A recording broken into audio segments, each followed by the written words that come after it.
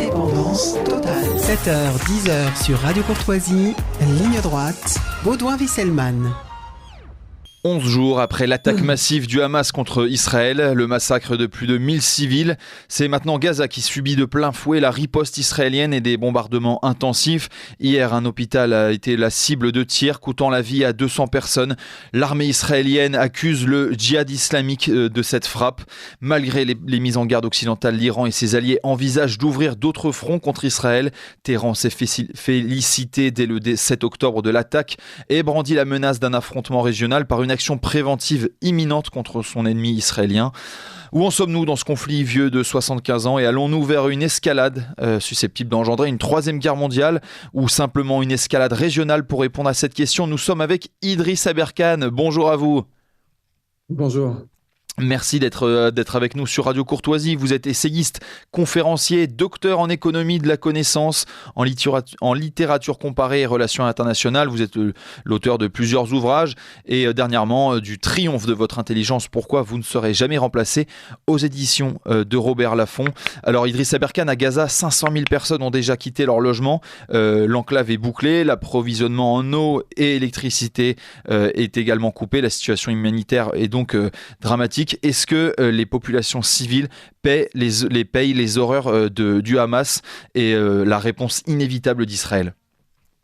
Ah oui, de toute évidence, on a la densité de population dans la région empêche totalement de séparer les civils et les militaires.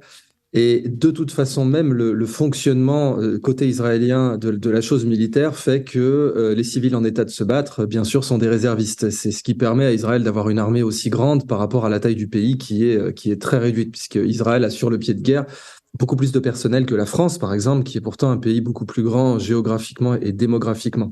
Donc, dans la région, depuis le début, c'est impossible de distinguer la chose civile de la chose militaire. Et ça fait que les conflits sont beaucoup plus, d'une part, meurtriers, mais aussi abominables. Alors, cette frappe contre un hôpital, est-ce qu'on a plus d'informations quant à cette frappe? Alors, l'armée israélienne rejette la responsabilité sur le djihad islamique. Est-ce que c'est crédible? Alors, c'est pas forcément dans l'intérêt de la paix de se prononcer tout de suite, mais il faut être clair, des informations contradictoires ont paru. En particulier, il s'est avéré que l'armée israélienne avait essayé de prévenir, dit-elle. Alors d'un côté, elle dit que c'est le djihad islamique, qui est une organisation politico-religieuse un peu concurrente du Hamas à Gaza. Donc d'un côté, la version israélienne serait que le Hamas aurait essayé de tirer une roquette, qu'aurait tout fait péter. Bon, très personnellement, j'y crois pas, mais également, on a parmi les informations contradictoires le fait que l'armée israélienne avait tenté de prévenir l'hôpital, mais dans tous les cas, ils se renvoient la balle, c'est-à-dire qu'ils disent, voilà, le Hamas ou nos ennemis utilisent ces infrastructures. Et si on essaie, disons, trop longtemps d'analyser ce genre de phénomène qui est grave, qui est extrêmement grave, on perd l'étape d'après, qui est que, pour l'instant, il faut impérativement ralentir le conflit. Il faut comprendre qu'un conflit, c'est comme un feu. C'est un problème de pompier, vous voyez, c'est du soldat du feu. Un conflit, c'est comme un feu, ça brûle du combustible, et le combustible, c'est des humains. Et dans la région, c'est pas des humains qui sont en armes forcément, c'est des humains qui sont des familles avec leurs enfants, etc. Et là, on a un feu qui a pris. Et ce feu qui a pris, ça y est, il est en train d'entrer dans un régime de combustion rapide. Au moment où j'ai fait ma dernière vidéo sur YouTube, c'était à peu près 60 morts par heure, qui était le pic de combustion de ce feu.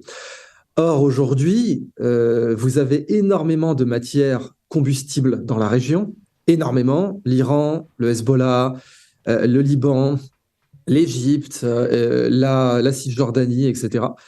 Et ce feu pourrait brûler à une vitesse de combustion humaine beaucoup, beaucoup plus rapide. Donc, je recommande pour l'instant de ne pas se précipiter sur cet événement gravissime et atroce, mais d'essayer de voir l'image plus grande qui est qu'il est impératif de faire la paix.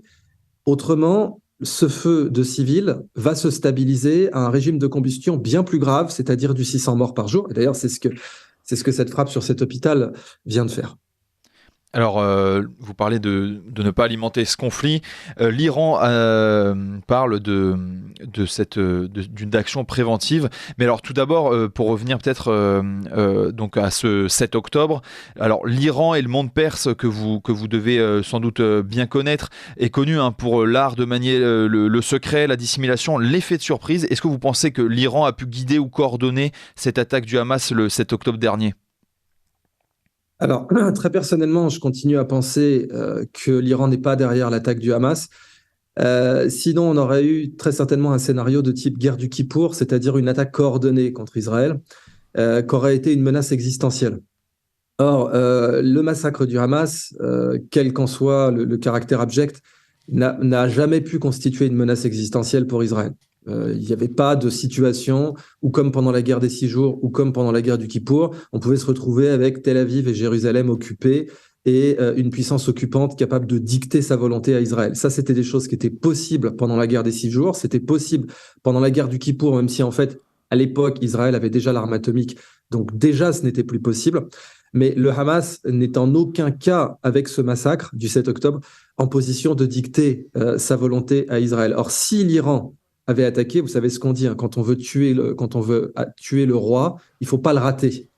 Si l'Iran avait voulu tuer le roi, elle aurait tiré pour tuer. Or, essayer de tirer pour tuer dans la région, c'est pas du tout ce qui s'est passé le 7 octobre. C'était tirer le 7 octobre pour terroriser. C'était ça le but. Mais menacer existentiellement l'État d'Israël, à aucun moment le 7 octobre ne pouvait le permettre. Donc si l'Iran était intervenu, ses objectifs sont très clairs. Elle appelle Israël l'entité sioniste parce que Israël, même pour les musulmans, reste un nom sacré. C'est un nom qui est dans les Écritures. Donc l'Iran ne reconnaît pas que l'État d'Israël mérite de s'appeler Israël. C'est pour ça qu'elle l'appelle l'entité sioniste. Et l'Iran est très clair sur ses objectifs de guerre, c'est-à-dire une disparition de ce régime.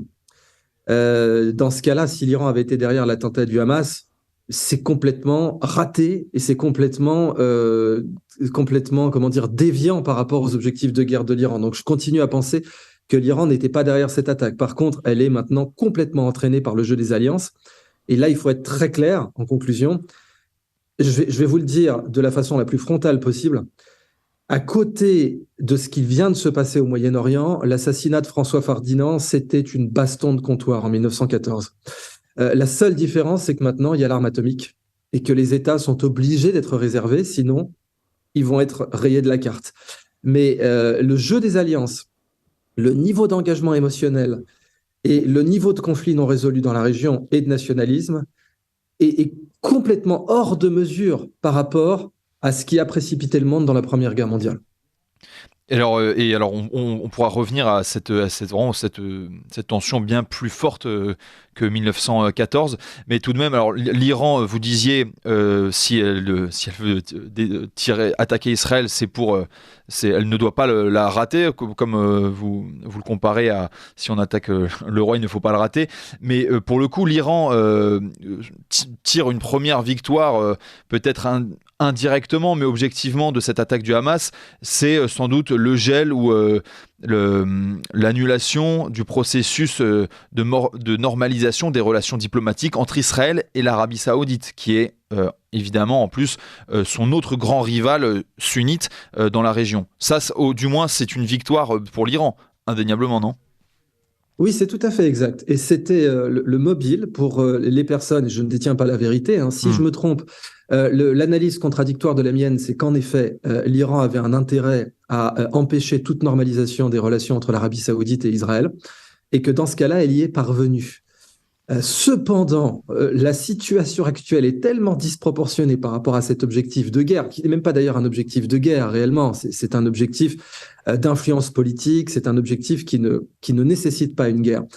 Or là, la situation est tellement hors de contrôle, avec des conséquences tellement imprévisibles et tellement risquées pour toute la région, que ça paraît dérisoire d'avoir engagé de tels moyens et de telles conséquences pour un objectif de guerre qui pouvait être, pour un objectif de conflit, pas forcément de guerre, qui pouvait être atteint autrement. Mais il est exact que l'Iran tire une victoire qui est que pour l'instant, les relations diplomatiques entre l'Arabie Saoudite et Israël sont gelées.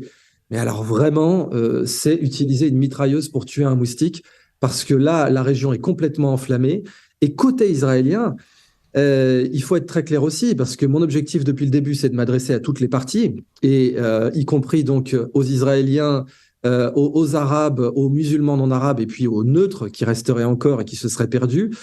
Là, il faut être clair aussi, c'est-à-dire qu'on a eu un attentat terroriste, et la réponse du gouvernement Netanyahou à cet attentat terroriste est une réponse qui a créé des conditions qui aujourd'hui menacent existentiellement l'État d'Israël. Or, je le dis clairement, dès le début, le Hamas n'avait pas les moyens de menacer existentiellement Israël. Il le revendique, pas de problème, comme disent les Marseillais, c'est des paroles verbales, mais il ne pouvait pas, il n'a pas les moyens, le Hamas, de menacer existentiellement l'État d'Israël. Par contre, depuis le début, en tout cas depuis au moins 60 ans, depuis les années 70, depuis la première guerre du Kippour, donc depuis 50 ans, disons 53, puisque c'était le cinquantenaire de la guerre du Kippour, du début de la guerre du Kippour, cet attentat, le grand actif géopolitique d'Israël est la division du monde arabo-musulman. C'est son plus grand actif. Et géopolitiquement, Israël n'a pas de plus grand actif que celui-là, la division du monde arabo-musulman d'un côté et l'unité du monde juif de l'autre. C'est vrai que pour le coup, il n'y a pas un État ashkénaze, un État séfarade, un État halacha, il y a une unité. Et là, la réponse aux attentats du Hamas est en train de créer la plus grande unité du monde musulman depuis que l'État d'Israël existe. C'est une catastrophe pour les Israéliens, c'est une catastrophe. Et ça, c'est une catastrophe existentielle pour eux. Ce qui signifie que la gestion de cet attentat terroriste est contre-productive, très dangereusement contre-productive. On peut le comparer au massacre de Munich. Certes, le nombre n'était pas le même. C'était, je crois, 17 personnes pour le massacre de Munich. 17 athlètes israéliens, oui. Voilà, c'est des athlètes. Alors, c'était beaucoup plus haut profil, comme on dit. C'était des gens dont chaque nom et prénom était connu personnellement par tous les Israéliens. Mais après le massacre de Munich, Golda Meir n'a pas lancé une guerre dans tous les azimuts. Elle a lancé une campagne d'assassinat ciblé, qui est la façon normale de répondre à ce genre d'événements. Des rétorsions. Et le KGB faisait pareil typiquement quand on avait je crois que c'était le Hezbollah qui avait kidnappé des Russes au Liban. Le KGB a répondu de façon très brutale mais ciblée. C'était pas indiscriminé. Ils ont kidnappé des gens, ils les ont exécutés, ils ont fait les choses que font les services secrets. C'est très certainement ce qu'Israël aurait dû faire. Mais aujourd'hui, la situation est extraordinairement tendue et je le répète, jamais le monde arabo-musulman n'a été aussi unifié depuis l'existence de l'État d'Israël. Merci beaucoup Idrissa Berkane d'avoir été avec nous pour décrypter tout cela. Je rappelle que vous êtes essayiste, docteur en économie de l'intelligence et auteur de plusieurs ouvrages dont Le triomphe de votre intelligence, pourquoi vous ne serez jamais remplacé aux éditions Lafon. Merci beaucoup Idrissa Berkane et à bientôt.